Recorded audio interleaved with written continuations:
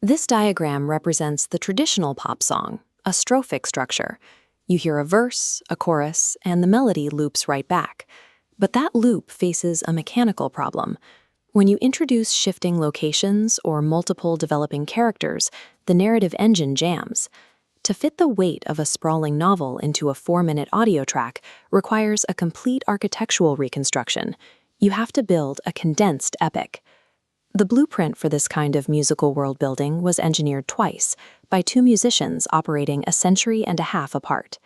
The classical pioneer of this method was Franz Schubert.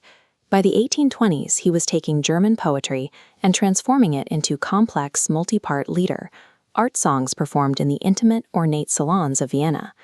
Over a century later, the 1970s pop icon Paul McCartney independently utilized these exact structural techniques during his solo career.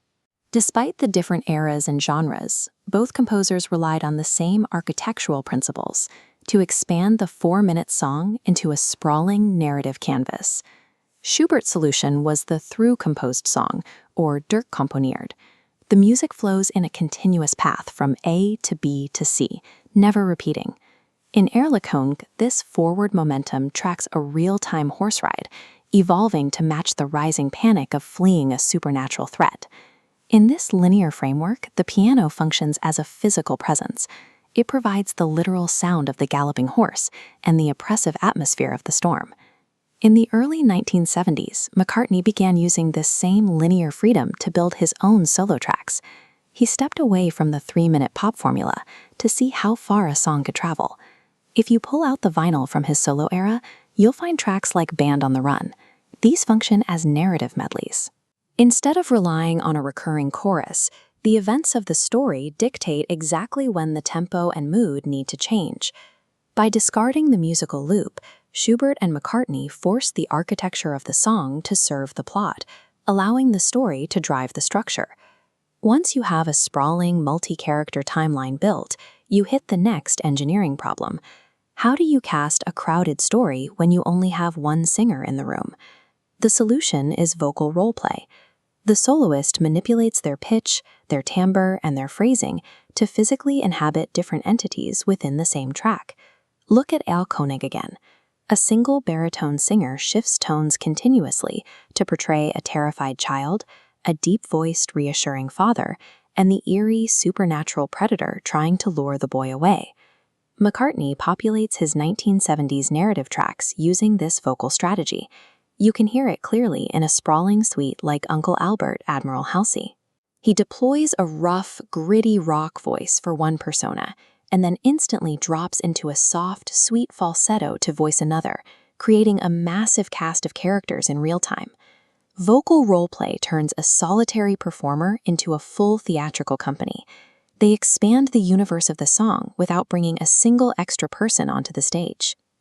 An epic story also needs distinct locations. In a purely auditory medium, you have to execute physical scene changes using only sound. This diagram visualizes Schubert's third relationship modulations, a sudden jarring jump from one key, like C major, into a distant key, like A flat major. Psychologically, this harsh modulation acts as a harmonic trapdoor, forcing listeners to feel they've fallen into a completely different emotional room.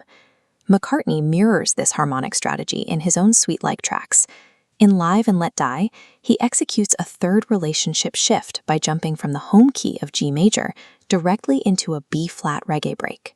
He uses these sudden pivots to move the listener through the world of the song, using the electric bass and stark tempo drops to mark the transition from one narrative space to the next. These jarring key changes serve a specific function. They act as structural markers, definitively telling the audience that the physical setting of the story has just shifted. By combining linear progression, vocal roleplay, and harmonic trapdoors, the boundaries of the traditional verse-chorus pop track dissolve. The miniature song becomes an epic journey. The genius of this structural blueprint is that it scales down. You don't need a massive opera house or a 60-piece orchestra to pull it off. Schubert originally designed these sprawling compositions for small, private Viennese parlors, closely surrounded by a few friends. That intimate environment directly mirrors McCartney's own secluded laboratory, the home studio setups where he engineered his 1970s narratives entirely on his own. A small room doesn't limit a story's scope. In the hands of a dedicated writer, 4 minutes and a single voice are exactly enough tools to build an entire world.